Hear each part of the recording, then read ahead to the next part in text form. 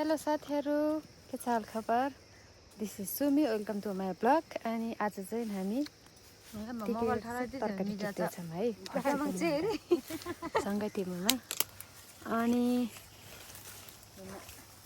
म चाहिँ तरकारी टिप्दैछु फर्सीको मुन्टा होइन, कस्तो छिप्पिसाएर रहेछ हो। अनि त्यस पछाडि यहाँ चाहिँ सिस्नोहरू पनि छ। म चाहिँ पुरा हल्का चिस लगाएँ, मम्मीको पछाडि नै ओढेको। अनि त्यस पछाडि कस्तो असिलो रहेछ यहाँ, फेरि म लडिहाल्यो भने होइन। मम्मी बुवाहरू चाहिँ उता खेतमा हुनुहुन्छ।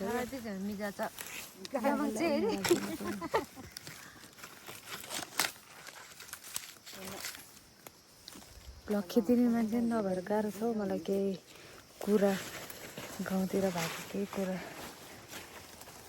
सेयर गर्नलाई नि गाह्रो छ। मोबाइल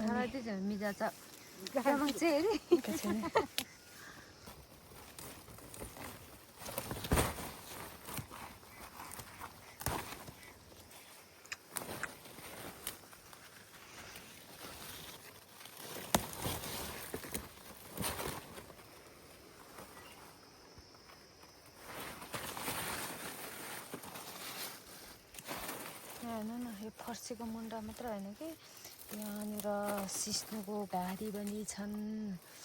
अनि त्यस पछाडि के छ यहाँ मलाई खास भन्नुपर्दा यहाँ सिस्नुले पोलिसकेको छ कि, हेर्नु न।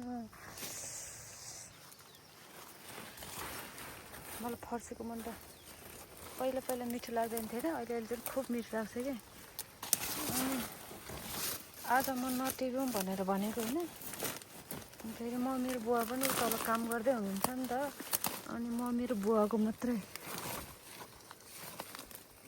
गोपालो हेरेर त हात हेरेर त भएन, आफूले नि गर्नु पर्यो। उहाँहरू काम गरेको गरे हुनुहुन्छ। अनि त्यसपछि म चाहिँ दिउँसो सुतेको, किनकि मलाई हल्का सन्चो भएन। अनि म सुतेँ। अनि म मेरो बुवाले चाहिँ नि उहाँहरू चाहिँ नि बिहानदेखि नै काम गर्दै हुनुहुन्छ। मम्मी सकी काम गरिरहनु भएको छ।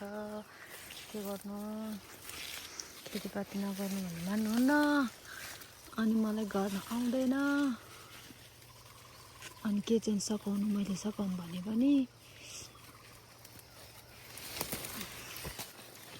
त्यसैले आजको भ्लग चाहिँ यही हो। विशेष हाम्रो तरकारी बारीको तरकारी टिपेको। यस्तो बरेला पनि छ होइन, तर यो बरेला चाहिँ मलाई मन पर्दैन। यो फर्सीको मुन्टा मात्र हो, किनकि मलाई फर्सीको मुन्टा मनपर्छ, पट फुटेको।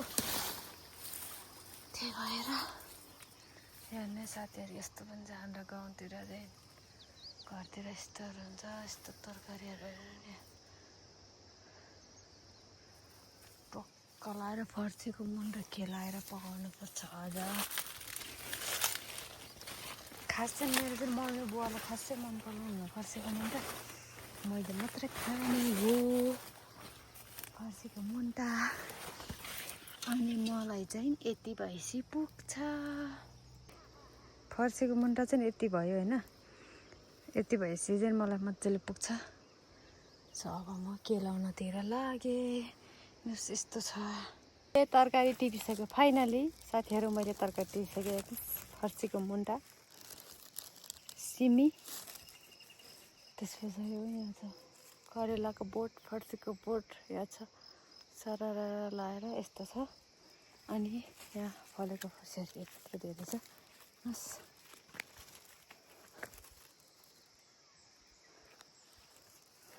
यस्तै छ तरकारी टिपेर अब म घरतिर लागेको। त्यस्तो धेरै छैन रहेछ फर्सीको मुन्टा, यति नै हो। यस्तै छ, अर्ग्यानिक खानेकुरा खान पाइन्छ गाउँमा चाहिँ नि। सो गाइस,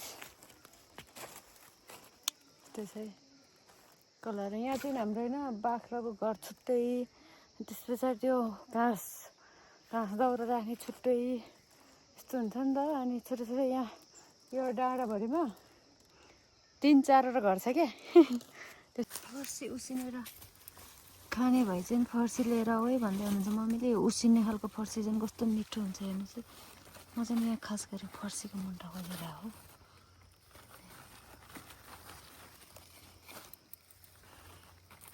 आजभोलि चाहिँ सिजन गइसक्यो नि त त्यति धेरै चाहिँ हुँदैन तर मलाई पुग्छ।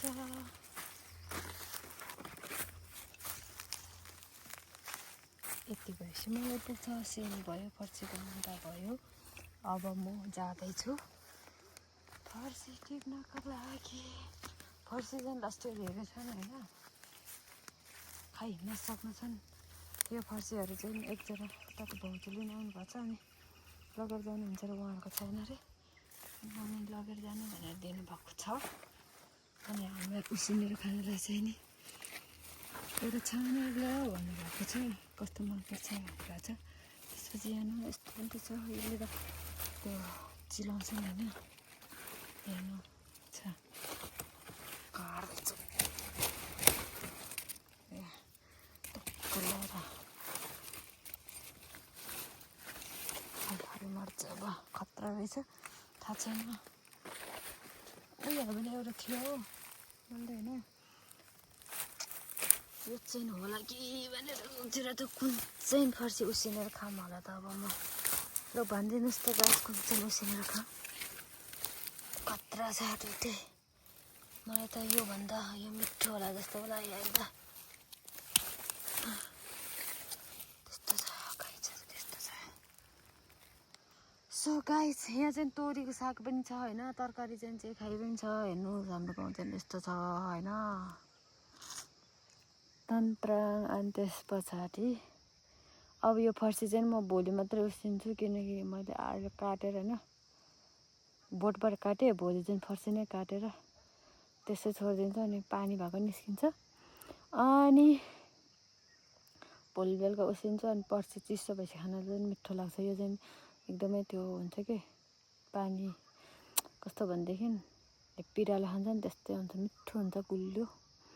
सो यो भ्लग आउँदैछ है मेरो, एकदम गाउँको भ्लग आउँदैछ। सबैले माया गरिदिनु होला। म केही दिन मात्र बस्छु गाउँमा किनकि धेरै दिन बस्न पाउँदैन, उता काम केही गरेको छैन नि त। हरेक भ्लगमा भनिरहन्छु, हरेक भिडियोमा त्यस्तो छ। अनि त्यस पछाडि म अर्को जान्छु अनि भ्याएसम्म फेरि अर्कोचोटि एकचोटि फर्केर आउँछु गाउँमा। So by by. त्यस्तै यस्तो चाहिँ हाम्रो गाउँ चाहिँ।